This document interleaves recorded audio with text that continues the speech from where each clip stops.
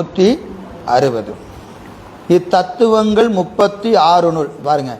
5 சுத்தத்தின் கீழ் 7 சுத்தாசுத்தம் அசுத்தம் தந்திடும் புமான் கீழ் எண் மூன்றதாய் தத்துவம் சீவர்க்கு வந்திடும் பிரேரக காண்டம் மறுவு போக செய்திருத்தோடு அந்தமின் அணுக்களோடு போக்கிய காண்டமாமே. இந்த 36 திருப்பியும் வகைப்படுத்துறார்.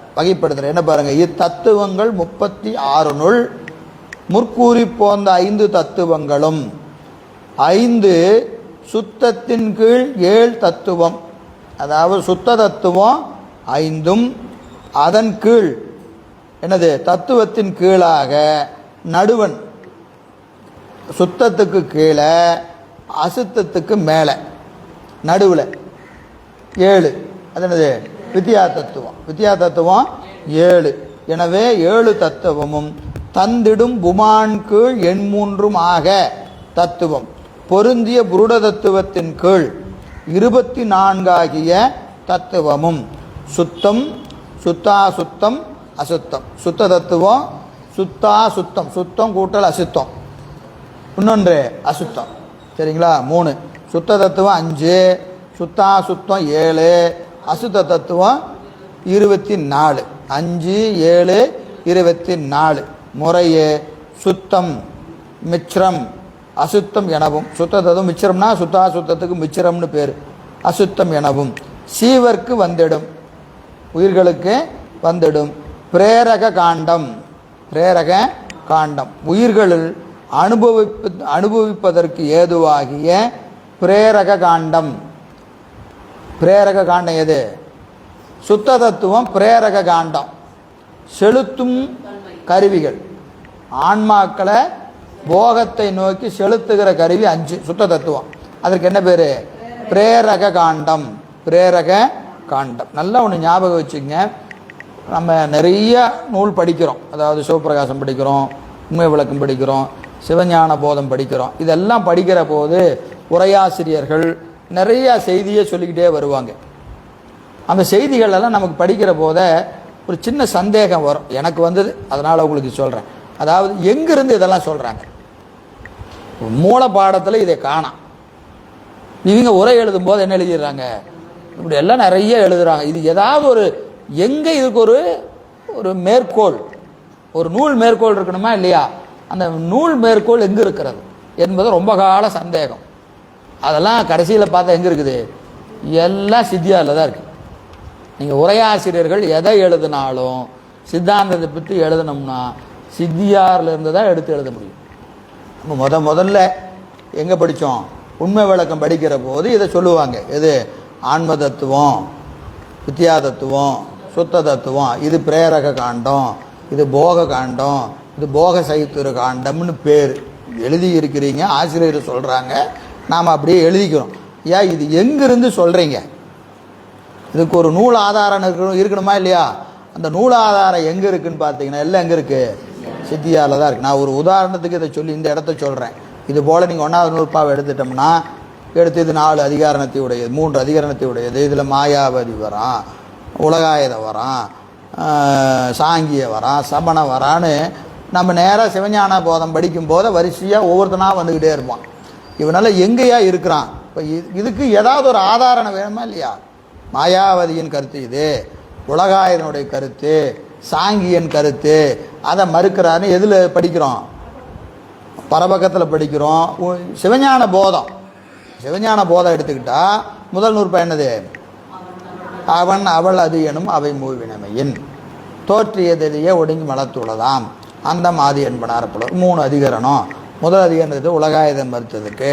2வது அதிகாரம் எடுத்துட்டா சாங்கியர், சமணர், பாஞ்சராத்திரியன், இரண்ய கற்ப மதம், இவனெல்லாம் மறுக்கிறான்னு நம்ம படிக்கிறோம். புரியுதுங்களா? ஆனால் மூல பாடத்தில் எங்கே இருக்குது? அதில் எங்கேயாவது சாங்கியரோட பேர் இருக்கா? உலகாயுதம் பேர் இருக்கா? ஆனால் அந்த கருத்தாவது இருக்கா? இப்போ பாட்டை படித்தோம்னா அதில் இந்த சொல்லு உலகாயுதரை குறிக்குது அப்படின்னு ஏதாவது இருக்குதான்னு கேட்டால் எதுவுமே இருக்காது. அப்போ நமக்கு என்னன்னா முதல்ல படிக்கும்போது, இப்போ நம்ம மீண்டும் மீண்டும் பாடம் கேட்டதுனால நமக்கு ஞாபகத்தில் வருது. படிக்கிற போது எங்கே விக்கிரமசிபுரத்தில் சண்முகம் ஐயா நடத்தும் போது சொல்லுவார், உலகாயுதன் வந்தான், சாங்கியம் வந்தான். அப்படியே திருப்பியும் ஆடியோவை போட்டு உக்காந்து கேட்டோம்னா, எதுக்குயா இத்தனை பேர் வராங்கிறது பிரச்சனை இல்லை. அதுக்கு நமக்கு என்னன்னா, இந்த பாட்டை படிக்கும்போது இந்த இடம் இதை குறிக்குது, இந்த இடம் இதை இந்த சொல் இதை இப்படி இருக்குன்னு சொல்லணும்னு சொன்னால் அதற்கான மூலப்பாட மேற்கோள் ஒன்று இருக்க வேண்டும். நீங்கள் எதை சொன்னாலும் என்ன இருக்கணும்? மூலப்பாட மேற்கோள் இருக்கணும். இந்த நூலில் இந்த இடத்துல இந்த செய்தி இருக்கிறது. அந்த மூலப்பாட மேற்கோள் இருந்தால் தான் நாம் அதை கூட பயணிக்க முடியும். இல்லைன்னா என்ன ஆகும்? அவர் ஒரு மாதிரி சொல்கிறாரு, இவர் ஒரு மாதிரி சொல்கிறாருன்னு போகும். ஆனால் நீங்கள் எல்லா ஆசிரியர் பெருமக்களும் உரை எழுதுகிற போது எங்கேருந்து எழுதுகிறாங்கன்னு பார்த்தீங்கன்னா, எங்கேருந்து இருக்குது? சித்தியார்லேருந்து தான் எழுதுகிறாங்க. அது நம்ம அதனோட உள்ள படிக்க படிக்க தான் நம்ம அறிவுக்கு விளங்குறதுக்கு ரொம்ப காலமாகுது. அது அவங்க எங்கேயோ படித்து தான் எழுதுகிறாங்கன்னு நமக்கு தெரியும். நமக்கு என்ன வேணும்? ஒரு தெளிவு பிறக்கணுமா இல்லையா? இந்த செய்தி பாருங்கள், நம்ம உண்மை விளக்கம் படிக்கும் போதே எழுதுவோம். என்னென்னு எழுதுவோம்? பிரேரக காண்டம், போக்கிய காண்டம், போக்க சைத்திரு காண்டம்லாம் எழுதுவோம். அது எங்கே இருக்குன்னா சித்தியாரில் இங்கே இருக்குது. இப்போ இதுக்கு ஒரு தடவை பார்த்துட்டோம்னா சரி, அங்கே சொன்னது சரிதான், அங்கே சொன்னது சரி, அது சரியாக தப்பாங்கிற ஐயம் கிடையாது. இதற்கான மூலபாட மேற்கோள் இருக்கணும். எதுக்குமே ஒரு மூலபாட மேற்கோள் இருக்கணும். இன்னும் நிறையா செய்திகள் அந்த மாதிரி இருக்குது, தனியாகவே நிறைய சிந்திக்க வேண்டி இருக்கிறது. எனவே சார் பாருங்கள், இந்த இடத்துல எழுதுறார், இந்த 5ல் என்னதுங்க? சீவர்க்கு வந்திடும் பிரேரக காண்டம். பிரேரகம் என்பதற்கு செலுத்துவது, உயிர்களை போகத்தை நோக்கி செலுத்துகிற கருவி 5. மறு போக சைத்திரு காண்டம், பொருந்திய போக சைத்திரு காண்டம். அந்தமிழ் அணுக்களுக்கு போக்கிய காண்டமாமே, எண்ணில்லாத உயிர்கட்கு போக்கிய காண்டம் எனவும் காரண குறிபெற்று முத்திரப்படும் என்க. பிரேரகம் என்பதற்கு செலுத்துதல், போக சைத்திரு என்பதற்கு போகத்தை நுகர்கிற தகுதி, போகத்தை நுகர்கின்ற தகுதி. போக்கியம் என்பதற்கு போகம். அப்போ ஆன்மா எதை அனுபவிக்கும்? போக்கிய காண்டத்தை அனுபவிக்கும். அதை அனுபவிக்கிறதுக்கு தகுதி எங்கிருந்து வருது? வித்யா தத்துவங்கள் இருந்தால் தான் இதை அனுபவிக்கிற தகுதி இதுக்கு வரும். சரிங்களா? இந்த வித்யா தத்துவங்களை செலுத்துவது எது? சுத்த தத்துவங்கள். சுத்த தத்துவங்கள் செலுத்திய நிலையில் ஆன்மாவுக்கு போகத்தை நுகர்கிற தகுதி வித்யா தத்துவங்களினால் வரும். ஏன்னா புருடனாக நிற்கணும் ஆன்மா. புருடனாக நிற்கணும்னா அதுக்கு என்ன வேணும்? கால நீதி கலை வித்தை அராகம் என்று வரும். அது பொது வகையால் புருடனாம், சிறப்பு வகையால் புருடனாம்லாம் நம்ம ஏற்கனவே படிச்சிருக்கிறோம். பஞ்ச கிளேசங்கள் கூடி சிறப்பு வகையானும், பஞ்ச கிளேசங்கள் கூடி சிறப்பு வகையானும், வித்யா தத்துவங்கள் 5 கூடி பொது வகையால். முதல்ல வித்யா தத்துவம் கூடனா பொது வகையாக வந்துடும். பஞ்ச கிளேசங்கள் எங்கே வரும்? மூலப்பிரகிருதி. மூலப்பிரகிருதிக்கு வருகிற போது தான் பஞ்ச கிளேசம் கூடுகிற போது இவன் சிறப்பு வகையால் போகத்தை நுகர்கிற தகுதியை பெறுகிறான். தகுதி வந்ததுக்கப்புறம் நுகர்வான். எதை நுகர்வான்னா கீழே இருக்கிற 24. 24னா 24 இல்லை, அதில் கூட எதை நுகர்வான்? கீழே கடைசியாக இருக்கிற 5 பூதங்களின் குணமாகிய, 5 பூதங்களினுடைய குணமாகிய பூத குணத்தை ஆன்மா நுகரும். நீங்கள் எதை நுகர்ந்தாலும் பூத குணம் மட்டும்தான். எதை நுகர்ந்தாலும் நீங்கள் ஆயிரக்கணக்கான விடயங்கள் நமக்கு கண்ணுக்கு முன்னாடி இருந்தாலும் அது எதில் அடங்கிடும்? பூத குணத்தில் அடங்கிடும்.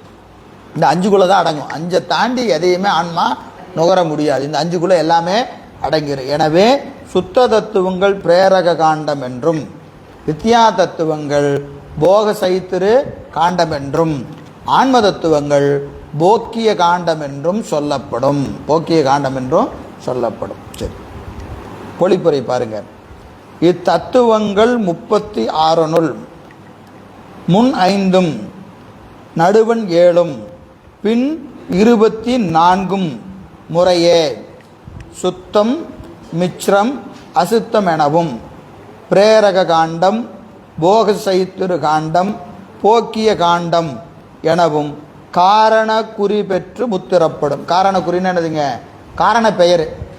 எல்லாத்துக்கும் காரண பெயர் தான். போகத்தை நுகர்வதற்கு தகுதி என்பது என்னது? போக சைத்திரு.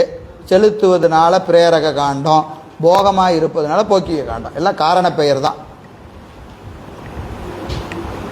முன்னைய ஐந்தும் சுத்தமாதன் மேற்கூறி போந்தமையின் ஈண்டு அனுவதித்து மொழிந்தார். அனுவதித்தல் என்னது? அனுவாதம். சொன்னதை மீண்டும் சொல்றது. நான் அவர் சொன்னதை நான் வழிமொழிகிறேன் அப்படின்னு சொல்றாங்களா இல்லையா? ஒருத்தர் பேசி முடிச்சதுக்கப்புறம் அவர் சொன்னதை நான் வழிமொழிகிறேன் அப்படின்னு என்னது? அது எனக்கு எந்த மாற்றம்ல அப்படியே நான் ஏற்றுக்கிறேன். அதை நான் சொன்னதா நீங்கள் நினச்சிக்கங்க. அவர் 10 நிமிஷம் பேசுனதை நான் வழிமொழிகிறேன் அப்படின்னு என்ன அர்த்தம்? அது அப்படியே நான் திருப்பியும் அது 10 நிமிஷம் பேச வேண்டிய அவசியம் இல்லை. வழிமொழி, அதுதான் அனுவதித்தல்னு பேர். ஏற்கனவே சொன்னதை என்ன செய்கிறாரு? அனுவதிக்கிறார். அனுவதிக்கிறனா ஏற்கனவே எங்கே சொல்லிட்டாரு? முன்னாடி முதல் 100 பாலையே சுத்த தத்துவத்தை சொல்லிட்டார். அதனால் இங்கே திருப்பி சொல்லாமல் ஆண்டு காணுதும் ஆண்டு காணுதுங்கிற மாதிரி அங்கே சொல்லிட்டார். போக சைத்திரு என்னும் வட சொல்லில் உகாரமும் அதனோடு 9 அன்சாரியையும் விகாரத்தால் தொக்கது. போக சைத்திரு என்பது வட சொல்லு, சைத்துரு காண்டம் சொல்லில் அப்படி வருது. சரி, அது என்பது பகுதி பொருள் விகுதி. என்னது? எங்கே வருது அது?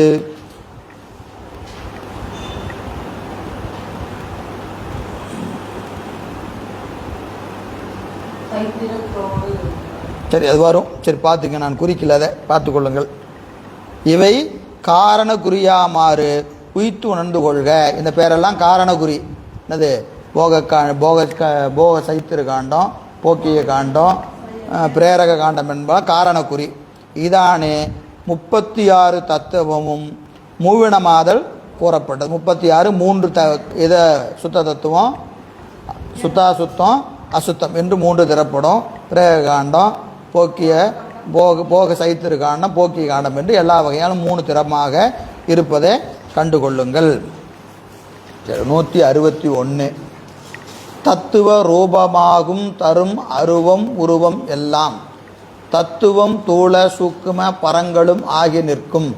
தத்துவம் தன்னில் சாரும் அணுக்கள் சாதாக்கியத்தின் தத்துவம் சத்தம் சாரும் சகலமும் தத்துவம்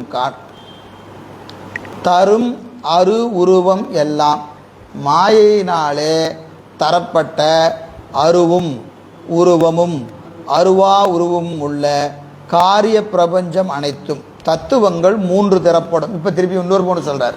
என்னது? அருவம், அரு உருவம், உருவம்.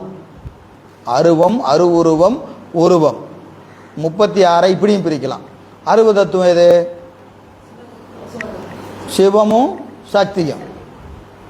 அரு உருவம் சாதாக்கியம். அதுக்கு இருக்கிற எல்லாமே உருவ தத்துவம் தான். நாத தத்துவமும் விந்து தத்துவமும் அருவம், லயம். போகம், போகம் என்பது சாதாக்கியம். சரிங்களா? லயம் அதிகாரம். கீழே இருக்கிற 2 மட்டும் இல்லை, மீதியெல்லாம் உருவ தத்துவம். எல்லாமே உருவ தத்துவம் தான். எது? அதுக்கு கீழே. எதுக்கு கீழே? சதாசிவ தத்துவத்துக்கு கீழே இருக்கிற எல்லா தத்துவங்களும் உருவ தத்துவங்கள் தான். சரிங்களா? அப்போ 36ல் 2 அருவம், 1 அரு உருவம், மீதி 33 உருவ தத்துவம். சரிங்களா? அதான் இங்கே சொல்கிறார். தத்துவ ரூபமாகும் அவை தத்துவ வடிவே ஆம். தத்துவங்கள் தூள சூக்கும பரங்களாகி நிற்கும்.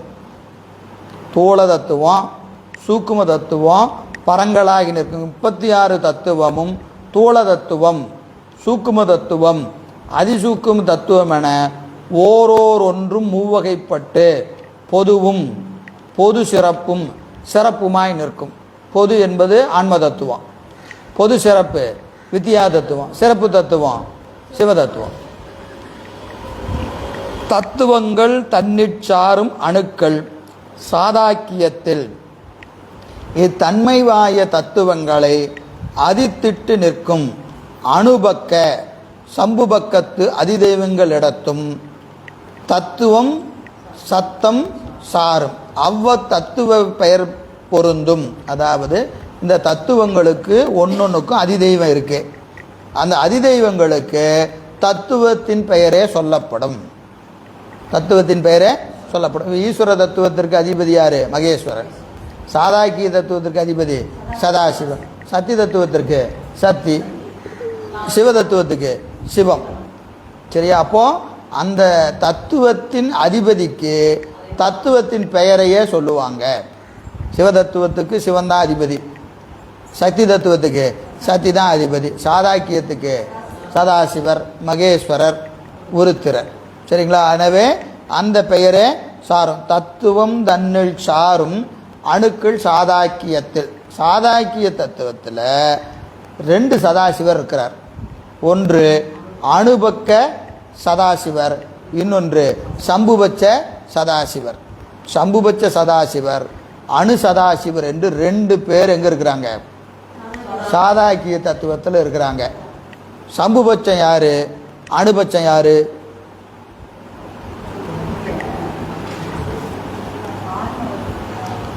ஆன்மாக்கள் பக்குவ நிலையில் என்னவா நிற்கும்? போய் சதாசிவ தத்துவத்தில் சதாசிவராகவே நிற்கும். அப்படி நிற்கிற போது அவருக்கு என்ன பேர்? அணுபட்ச சதாசிவர். ஆன்மா படிமுறையில் நம்ம பார்க்குறோம். முத்து நிலையில் படிக்கிற போது நிறையா படிக்கிறோமா இல்லையா? என்ன படிக்கிறோம்? கேட்டல், சிந்தித்தல், தெளிதல், நிட்டை கலத்தல், 4 ஞானத்தின் படிகள் 4ன்னு பார்க்குறோம். அதுக்கு முன்னாடி படி எத்தனை இருக்கு? முதல்ல சரியை, கிரியை, யோகம், ஞானம்.